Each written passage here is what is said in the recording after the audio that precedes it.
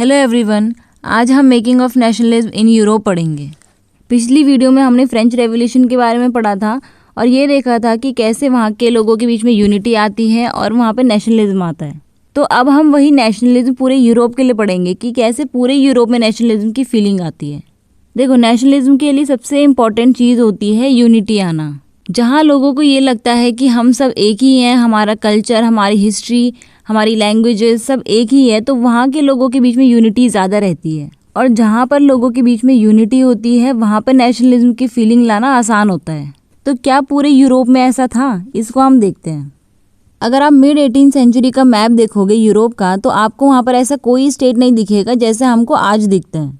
जैसे आज हमें जर्मनी, इटली, स्विट्ज़रलैंड, ये अलग अलग कंट्रीज़ दिखते हैं, लेकिन पहले ये जो यही एरिया थे ये अलग अलग किंगडम्स में बटे हुए थे, अलग अलग राजा इसमें राज करते थे।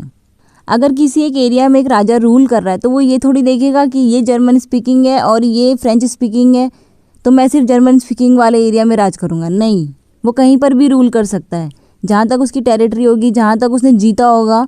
अब उससे कोई मतलब नहीं है कि ये दूसरी लैंग्वेज बोलते हैं, ये दूसरी लैंग्वेज बोलते हैं, वो पूरे एरिया में ही रूल करेगा। तो यहाँ पे यही लिखा है कि जो ईस्टर्न और सेंट्रल यूरोप वाला हिस्सा था, मतलब कि अगर आप ये वाला हिस्से को देख लो तो यहाँ पर ऑटोक्रेटिक मोनार्कीज थी। मतलब वही कि यहाँ पर राजा का रूल था और उनकी टेरिटरी में अलग अलग तरह के लोग रहते थे। उनके बीच में कोई कॉमन कल्चर नहीं था, कोई कलेक्टिव आइडेंटिटी नहीं थी। वो लोग एक दूसरे को अपना मानते ही नहीं थे। सब अलग अलग भाषाएं बोलते थे, अलग अलग एथनिक ग्रुप से बिलोंग करते थे। तो इसका एक एग्जाम्पल है हमारा ऑस्ट्रिया हंगरी। तो यहाँ पर हैब्सबर्ग एम्पायर का किंग रूल करता था। तो ये जो आपको ब्लैक बाउंड्री दिख रही है ये ही ऑस्ट्रिया हंगरी हुआ करता था पहले, जो कि आज अलग अलग देशों में टूट चुका है। और यहीं पर हैब्सबर्ग एम्पायर रूल करता था। तो ये एक ही टेरिटरी में कैसे अलग अलग तरह के लोग रहते थे वो देखो। तो ऑस्ट्रिया हंगरी में दो तरह के लोग रहते थे। एक थे हमारी डोमिनेटिंग क्लास जो कि बहुत अमीर थी और मतलब ये डोमिनेट करते थे वहाँ पर इन्हीं का दबदबा था। और दूसरी क्लास थी हमारी पीजेंट क्लास, मतलब कि जो किसान थे और थोड़े गरीब लोग थे। तो ये जो डोमिनेटिंग लोग हैं ये कहाँ पे रहते थे? कुछ लोग अल्पाइन रीजन में रहते थे जिसमें टायरल, ऑस्ट्रिया, सुडेनलैंड और बोहेमिया वाला इलाका था। यहाँ के लोग जर्मन बोलते थे। तो ये वाला जो रीजन है ये इधर वाला, ये पूरा यहाँ जर्मन स्पीकिंग लोगों का था। ये जो लोम्बार्डी और वेनेशिया वाला इलाका है ये वाला, यहाँ पर इटालियन स्पीकिंग लोग रहते थे। और ये जो हंगरी वाला रीजन है ये वाला, यहाँ पर मग्यार स्पीकिंग लोग रहते थे। और ये जो गैलिशिया वाला रीजन है इधर वाला, यहाँ पर पोलिश स्पीकिंग लोग रहते थे। तो ये जो चार क्लास थी बहुत डोमिनेटिंग थी। इसके अलावा कुछ पीजेंट्स ग्रुप थे, जैसे कि यहाँ नॉर्थ में रहते थे बोहेमियन और स्लोवाक्स, यहाँ कैरिनोला में स्लोवनेस रहते थे, इधर साउथ में क्रोट्स रहते थे और यहाँ ट्रांसिल्वेनिया वाले रीजन में रोमन्स रहा करते थे। तो ये वाले जो लोग थे ये पीजेंट्स थे और इनका जो रीजन था वो भी तो बहुत छोटा था, मतलब ये ज़्यादा फैले हुए लोग नहीं थे। तो यही बताया गया कि यहाँ पर ऑस्ट्रिया हंगरी वाले रीजन में एक ही रीजन में कितने अलग अलग तरह के लोग रहते थे, अलग अलग भाषाएं बोलते थे।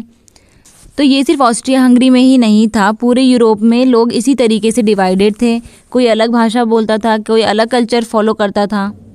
तो कैसे इन लोगों के बीच में यूनिटी आएगी, कैसे इन लोगों के बीच में कॉमननेस आएगा? ये लोग साथ में इसीलिए रह पाते थे क्योंकि एक एम्पायर के अंदर आते थे। तो कैसे इन लोगों के बीच में नेशनलिज्म की फीलिंग आएगी, कैसे एक नेशन स्टेट एमर्ज होंगे, ये हम आगे पढ़ेंगे। तो यहाँ तक हमको सोसाइटी के बारे में बताया गया है कि कैसे लोग अलग अलग थे। इसके आगे हम ये पढ़ेंगे aristocracy and new middle class. देखो, यहाँ पर हमको ये बताया गया है कि जो नेशनलिज्म की फीलिंग है ये लाता कौन है। लोगों के मन में खुद ही तो नेशनलिज्म की फीलिंग आएगी नहीं, तो कोई तो होगा जो इस फीलिंग को लाएगा। अमीर क्लास ऐसे करेंगे नहीं, गरीबों के पास इतना टाइम तो होगा नहीं। तो इन अमीरों और गरीबों के बीच में से ही एक क्लास बनेगी जिसको हम न्यू मिडिल क्लास कहते हैं। तो पहले ही देखते हैं कि एरिस्टोक्रेसी क्या था और ये कौन लोग थे। ये वही क्लास है जो अभी हमने पढ़ा, डोमिनेटिंग क्लास ना, ये वही वाली है, पूरे यूरोप में फैली हुई थी। तो एरिस्टोक्रेसी का मतलब यहाँ लिखा हुआ है मुट्ठी भर अमीर और रईस परिवार द्वारा चलाए जाने वाला शासन। मतलब कि ये लोग वो होते हैं जो कि बहुत अमीर होते हैं और ये इनकी संख्या ज़्यादा नहीं होती, बहुत कम लोग होते हैं और यही लोग शासन करते हैं, मतलब कि इन्हीं के द्वारा शासन चलाया जाता है। ये लोग एक ही तरह की लाइफ जीते थे। ये लोग शहरों में रहा करते थे, बड़े बड़े टाउन हाउसेस में रहते थे। ये लोग फ्रेंच भाषा बोलते थे और ये जो फैमिलीज थी एक दूसरे से ही शादी करवाते थे, एक दूसरे से ही कनेक्टेड रहते थे। ये बहुत पावरफुल क्लास थी लेकिन इनका नंबर बहुत कम थे, ये बहुत छोटे ग्रुप में थे। जो मेजॉरिटी पॉपुलेशन थी वो किसकी थी? किसान लोगों की। पूरे यूरोप के जो वेस्ट वाला हिस्सा है वहाँ के जो किसान थे उनके पास अपनी ज़मीनें नहीं थी, और जिनके पास थी वो बहुत छोटी छोटी ज़मीनें थी। वो लोग किसी और की ज़मीनों में जाकर खेती करते थे। लेकिन जो ईस्ट वाला हिस्सा था वहाँ के किसानों के पास बहुत बड़ी बड़ी ज़मीनें थी, और वहाँ के जो किसान थे वो बंधुआ मजदूरों से, सर्फ से खेती करवाते थे। तो ऐसे ही पूरा यूरोप दो ग्रुप्स में डिवाइडेड था, एक था एरिस्टोक्रेसी और एक था पीजेंट्री। तो ऐसे पूरा यूरोप दो पार्ट में डिवाइडेड था, एक था वेस्टर्न और एक था ईस्टर्न। ये जो वेस्टर्न वाला पार्ट था, तो यहाँ के किसान थे, इन लोगों के पास ज़मीनें नहीं थी, बहुत छोटी छोटी ज़मीनें थी, और यहाँ के किसान दूसरों की ज़मीनों में जाके खेती करते थे। लेकिन ये जो ईस्टर्न वाला पार्ट था, यहाँ के जो किसान थे उनके पास बहुत बड़ी बड़ी ज़मीनें थी, और वो लोग दूसरों से अपनी ज़मीनों में खेती करवाते थे। तो यूरोप का ये जो वेस्टर्न और सेंट्रल वाला पार्ट था, यहाँ पर आता है इंडस्ट्रियलाइजेशन। ईस्टर्न वाले पार्ट में भी इंडस्ट्रियलाइजेशन आएगा, लेकिन वो थोड़ी देर में आता है। यहाँ पर 70-50s में ही आ जाता है, और यहाँ पर 1800 के बाद में ही इंडस्ट्रियलाइजेशन आता है। वेस्टर्न वाले साइड में इंडस्ट्रियलाइजेशन के जल्दी आने का रीज़न में भी ये रहा होगा कि यहाँ पर लोग वर्कर जल्दी मिल गए होंगे, क्योंकि यहाँ पर लोगों के पास अपनी ज़मीनें तो है नहीं। वो लोग शहर की तरफ ही भागेंगे काम ढूंढने के लिए, दूसरों के पास काम कर लेने के लिए जाएंगे। तो यहाँ पर इसलिए इंडस्ट्रियलाइजेशन जल्दी आया होगा, क्योंकि यहाँ पर वर्कर्स काफ़ी थे काम करने के लिए। लेकिन ईस्टर्न वाले पार्ट में वहाँ पर तो लोगों के पास काफ़ी ज़मीनें थी, वो क्यों दूसरों के वहाँ पर काम करने चाहेंगे? तो इसलिए यहाँ पर इंडस्ट्रियलाइजेशन बाद में आया होगा। ये सिर्फ मैंने ऐसे बताया है, आपके बुक में यहाँ पर दिया नहीं है, बस ऐसा एक समझने के लिए। तो यहाँ पर इंडस्ट्रियलाइजेशन के आने का मतलब था कि ग्रोथ ऑफ टाउन, मतलब कि नए नए शहर बनेंगे, और एक और क्लास बनेगी जो कि थी कमर्शियल क्लास। कमर्शियल क्लास का मतलब कि वो ऐसी क्लास जो कि सामान खरीदने बेचने का काम करेंगे, प्रॉफिट्स कमाएंगे। तो इस तरह की एक कमर्शियल क्लास भी एमर्ज होती है। तो इंग्लैंड, फ्रांस, जर्मन में 18th सेंचुरी और 19th सेंचुरी तक यहाँ पर इंडस्ट्रियलाइजेशन सेटअप हो जाता है। नए सोशल ग्रुप बनते हैं, जैसे कि वर्किंग क्लास पॉपुलेशन और middle class. Working class population वो है जो कि फैक्ट्रीज़ में, इंडस्ट्रीज़ में काम करते हैं, ये वर्कर क्लास है। और दूसरी है मिडिल क्लास, जो कि इंडस्ट्री के ओनर्स हैं, बिजनेसमैन हैं, प्रोफेशनल्स हैं। प्रोफेशनल मतलब जैसे टीचर हो गए, डॉक्टर्स हो गए, इंजीनियर्स हो गए। तो ये क्लासेस बाद में आती हैं। तो ऐसे ही मिडिल क्लास बनती है।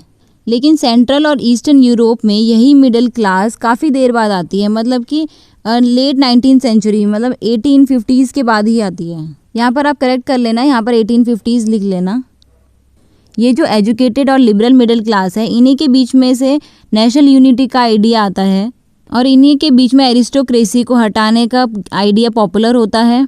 और यही वो मिडिल क्लास है जो कि नेशनलिज्म को लेकर आती है, एक नेशन स्टेट की मांग करती है। इन्हीं लोगों की वजह से लोगों को पता चलता है कि क्या नेशन स्टेट होता है, क्या नेशनलिज्म होता है, अपना देश क्या होता है। तो ऐसे ही एरिस्टोक्रेसी और पीजेंट के बीच में से एक मिडिल क्लास जन्म लेती है। तो यहाँ तक हमने मिडिल क्लास को समझा, कैसे ये क्लास एमर्ज होती है और नेशनलिज्म के आइडिया को लेकर आती है। तो आज के लिए इतना ही। नेक्स्ट क्लास में हम लिबरल नेशनलिज्म को पढ़ेंगे। मिलते हैं अपनी नेक्स्ट वीडियो में। Till then take care and subscribe to my channel. Thank you.